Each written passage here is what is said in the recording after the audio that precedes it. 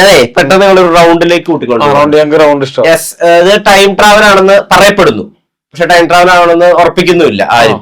അതുകൊണ്ട് ഞാൻ നിങ്ങൾ എല്ലാവരും സ്പേസ് ട്രാവലിലേക്ക് കൊണ്ടുപോവാണ്. അതായത് നിങ്ങൾ ബഹിരാകാശത്തേക്ക് പോവാണ്. അപ്പൊ ഓരോ പ്ലാനറ്റ്സിലേക്ക് നിങ്ങൾ ആരെ പറഞ്ഞുവിടും എന്നുള്ളതാണ് പ്രധാനം. ഓക്കെ, ബുധൻ എന്നാണ് ആ പ്ലാനറ്റ്. ഓക്കെ, ആ പ്ലാനറ്റില് നുണ മാത്രം പറഞ്ഞ് പിടിച്ചു നിൽക്കാൻ പറ്റുള്ളൂ. അതായത് ആളുകളെ പറ്റി നുണക്കഥകൾ പറഞ്ഞ് പ്രചരിപ്പിച്ചിട്ട് മാത്രം പിടിച്ചു നിൽക്കാൻ പറ്റും. ഈ ടീമിൽ ആരെ നിങ്ങൾ ഒരു പ്ലാനറ്റിലേക്ക് പറഞ്ഞു? ബുധനിലാണെങ്കിൽ അതാണ് ചിത്രം ചെയ്യുന്നുണ്ട് ബുധനാഴ്ച. അല്ല, രക്ഷപ്പെട്ട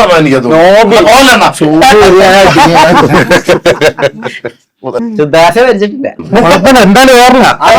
ആദ്യം പ്ലാൻ ചെയ്തിട്ടുണ്ട്, പറഞ്ഞു വെച്ചിട്ടുണ്ട്. ചോദ്യം ചോദിക്കുന്നു. അടുത്തത് ചൊവ്വ. ഇവിടെ വെള്ളമില്ല, വെള്ളത്തിന് പകരം മദ്യം മാത്രമേ ഉള്ളൂ. ആ സ്ഥലത്തേക്ക് ആരെ പറഞ്ഞു? ഇവർ രണ്ടൊരു ബിസിനസ് ക്ലാസ്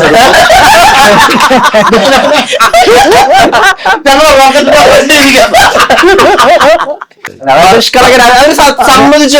പൈലറ്റ് അവനായിരിക്കും. എല്ലാരും ഉണ്ടാവും, എല്ലാരും ഉണ്ട്. മാത്രമല്ല ഇവൻ മാത്രം പേര് കഞ്ചാവ് തോമ. ഓക്കെ, അടുത്തത് ശുക്രൻ. സുന്ദരികളായ സ്ത്രീകളെ ഈ ചോദ്യം ഉണ്ടാക്കാനുള്ള കാരണം എന്താ? ഓരോരുത്തരുടെ സ്വഭാവം അറിയാൻ വേണ്ടിട്ട്. ശുക്രൻ ഇവിടെ സുന്ദരികളായ സ്ത്രീകൾ മാത്രമേ ഉള്ളൂ, എല്ലാവരും മോഡൽസാ. അപ്പൊ അവിടേക്ക് ആരാ പറഞ്ഞോളൂ? പറഞ്ഞു വിട്ടില്ലെങ്കിൽ അവന്മാര് പോകും, ബാക്കി കൂടെ കയറുള്ളൂ. അതൊക്കെ അവന്മാർ വരും. മുതലല്ല ശരി, ചിത്രം ചെയ്തോ വീണ്ടും തിരി ശനി ശനി ശനി. ഇവിടെ ഓക്സിജൻ ഇല്ല, ഭക്ഷണം മാത്രം കഴിച്ചുകൊണ്ടിരിക്കണം. രണ്ടുപേരും പോവും, ഞാനില്ല. ഭക്ഷണത്തിന്റെ കാര്യത്തിലാണെങ്കിൽ നിർമ്മലക്ക എന്ന് പറഞ്ഞാല് നല്ല ഭക്ഷണത്തിന്റെ ആൾക്കാരാണ്. പിന്നെ ശനി ടൈമിലൊക്കെയാണ് ഇവന്റെ കാര്യത്തിൽ ഞങ്ങൾക്ക് ഭയങ്കര പ്രശ്നം വരുന്നത്. ഞങ്ങളെല്ലാരും ഭയങ്കര അടിച്ചു പൊളിച്ച് തമാശയൊക്കെ പറഞ്ഞിരിക്കാന്ന് വെച്ചാൽ ഇവൻ മാത്രം ഭയങ്കര എന്താണ് വീട് പണി നടക്കണേണ്.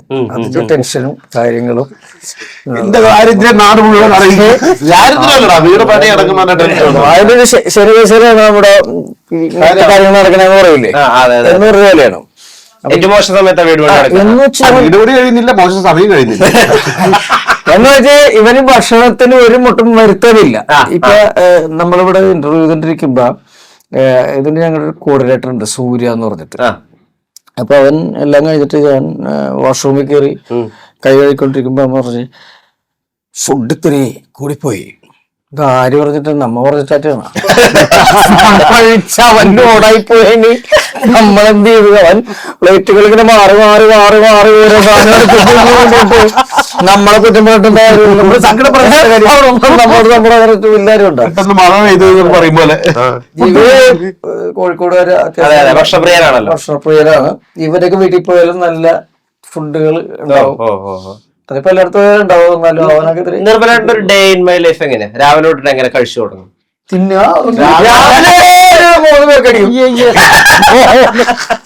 ഞാൻ നേരെ പകലടിച്ചിട്ടില്ല. രാവിലെ ബ്രേക്ക്ഫാസ്റ്റ് വൈകിട്ട് 3 മണിയാവും. വെറുതെ പറയുന്നു. നോർമലി എണീക്കും, അത്രയ്ക്കും തന്നെ ഒരു കഷ്ണം പുട്ടൊക്കെയാണ് ഒരു കഷ്ണം എടുക്കുള്ളൂ.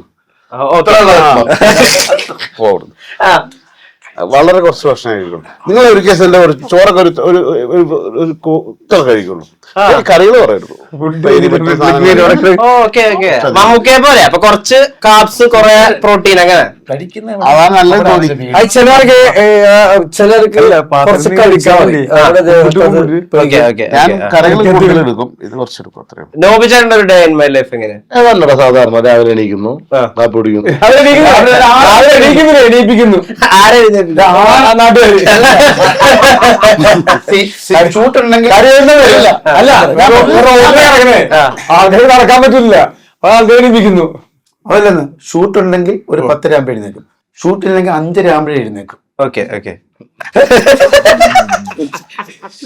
ഈ നോചാറിന്റെ ഒരു മൂപ്പര് കോമഡി അടിക്കും. എല്ലാരും ഈ സംഭവം നമ്മളെ എല്ലാരും വിളിച്ച് കേൾപ്പിച്ച് അപ്പൊ നമ്മള് കണ്ടിട്ട് ചിരിക്കണം. ഇനി നമ്മുടെ ഒരു കോമഡി ആ. പറയുന്നത് ഒരു കോമഡി ഉണ്ട് എന്നോട് തിരിച്ചു പറ. ഒരു കോമഡി ഉണ്ട് വിളിച്ചു പറ. ഒരു കോമഡി ഉണ്ട്. മൈൻഡ് ചെയ്യൂല. നമ്മൾ എന്ത് കോമഡി പറഞ്ഞാലും മൈൻഡ് ചെയ്യും. തോണ്ടി തോണ്ടി കേൾപ്പിക്കും. അത് വർഷങ്ങളായിട്ട് അനുഭവിച്ചോണ്ടിരിക്കുന്ന ഞാൻ. ഞാനൊരു കഥ കേട്ട് ആസ്വദിച്ചിരുന്ന് കേൾക്കും. അങ്ങനെയല്ല. അത്യാവശ്യത്തിൽ നിൽക്കുമ്പോഴേക്കും കോമഡി പറയാൻ അങ്ങനല്ല. അപ്പോൾ നമ്മള് കോമഡി പറഞ്ഞ് ചിരിച്ചിട്ട്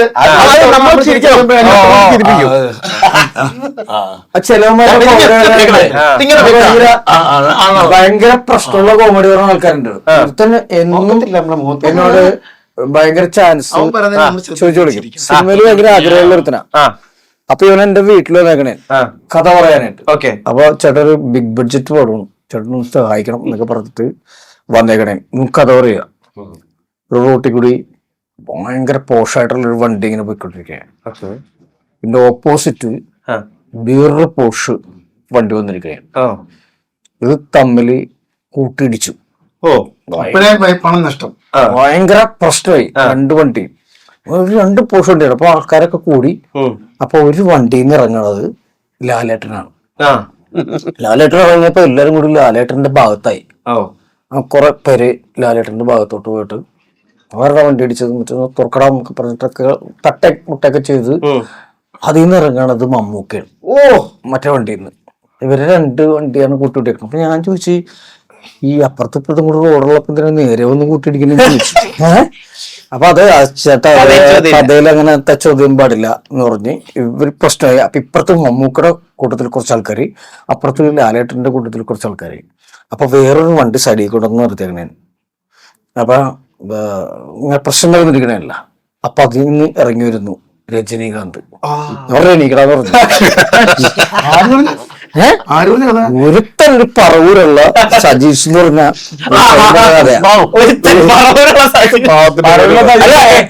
എന്നെ പിഷാരേട്ടന് സ്ഥിരം വിളിക്കുന്ന ഒരുത്തനാണ്. എന്ന് പറഞ്ഞ ബിഗ് ബഡ്ജറ്റ് പാൻ ഇന്ത്യൻ സ്റ്റോറിയാണ്. ഇടയ്ക്ക് പറഞ്ഞതില് ചീരിച്ചു കൂർമ്മത്തി പേര് കഥയുണ്ട്. അത് ധർമ്മേട്ടൻ തന്നെ പറ. ആട് സെക്കൻഡ് കഴിഞ്ഞിട്ട് എറണാകുളം IMA ഹാളില് ഫംഗ്ഷൻ വെച്ചേക്കണാണ്. അപ്പൊ ഞങ്ങളുടെ ഒക്കെ വലിയ എല്ലാവരും കട്ടൗട്ടറുകളുണ്ട്. അപ്പൊ ഞാനൊരു 5 അടികളുള്ളൂ. അതിനെക്കാട്ടി 7 അടികളിൽ കട്ടൗട്ടർ, 8 അടികളിൽ കട്ടൗട്ടർ. ഞാനൊക്കെ നിൽക്കണത് എല്ലാരും നിൽക്കണ കട്ടൗട്ടറുണ്ട്. പരിപാടിയൊക്കെ കഴിയുമ്പോ ഇത് വേസ്റ്റ് ആവുമല്ലോ. ഞാൻ നോക്കിയപ്പോ കൊള്ളാം. അപ്പൊ എന്റെ വണ്ടിയിൽ ഇട്ടിട്ട് പോയപ്പോഴും പ്രശ്നമാണ്. അപ്പൊ ഞാനത് എടുക്കാൻ തീരുമാനിച്ചു. എൻ്റെ ഒരു സ്റ്റാൻഡും കാര്യങ്ങളൊക്കെ ഉണ്ട്. അപ്പൊ ഞാൻ എടുക്കാൻ തീരുമാനിച്ചു. ഞാൻ ആ കട്ടൗട്ട് എടുത്തിട്ട് ഇത് വണ്ടി കൊള്ളൂല. വണ്ടിയുടെ ഡിക്കിയിൽ ഇട്ടിട്ട് ഡിക്കിന്റെ അപ്പുറത്തെ സീറ്റിൽ കൂടി ഇട്ടിട്ട് ഡിക്കി തുറന്നു വെച്ചേക്കാണ്. എന്റെ തലയൊക്കെ ഇങ്ങനെ നടക്കണേ റോഡിൽ കൂടി പോകുമ്പോ. ഇത് കലൂരിന്ന് കിടന്നു പോകുന്നതാണ്. അവ വരാപ്പുഴ എത്തിച്ചാൽ മതിയല്ല കലൂരിന്നു. അങ്ങനെ എത്തിച്ച് കൊണ്ടുവന്ന് ഇത് നേരെ കൊണ്ടുവന്ന് ഇവിടെ ഇത് പോസ്റ്റ് ചെയ്യണമെന്ന് ഒരുപ്പെടുത്തൂല. അവിടെ നോക്കൂല. വീട്ടില് വൈഫും പിള്ളേരൊക്കെ ഉണ്ട്. അപ്പൊ കണ്ടിട്ട് ഒരു 3ാമത്തെ നിലയിൽ ടാങ്ക് വെച്ചിട്ടുണ്ട്, വാട്ടർ ടാങ്ക്. അവിടെ കൊണ്ട് ചാരി വെച്ചു. അപ്പൊ എന്റെ കട്ടൗട്ടർ വലിയ കട്ടൗട്ടർ ആയതുകൊണ്ട് ഇങ്ങനെ നിക്കണത്.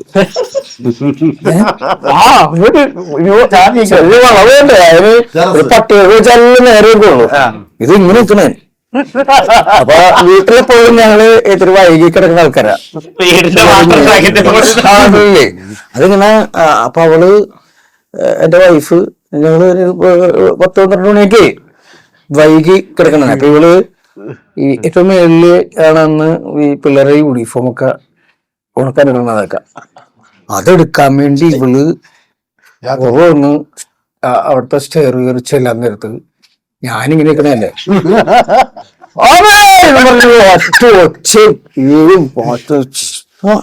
ഞാൻ ഓടിച്ചെന്ന് എന്ത് പറ്റിയെന്നറിയാൻ പറ്റില്ല. ഞാൻ എന്ത് പറ്റിയെന്ന് പറയാ, ഞാൻ കട്ടൗട്ട് അവിടെ കണ്ടിട്ടെന്ന് പറഞ്ഞു. ഞാൻ പിന്നെ എന്റെ പരിപാടിയാണ് ഞാൻ മടി കിടത്തി തോളി തട്ടി അവിടെ സമാധാനിപ്പിച്ചിട്ട് ഇത് ഞാനല്ലേ എന്റെ ഫോട്ടോ അല്ലേ എന്റെ ഫോട്ടോ അല്ലേ എന്നൊക്കെ പറഞ്ഞിട്ട് ഞാൻ സമാധാനിപ്പിക്കണം.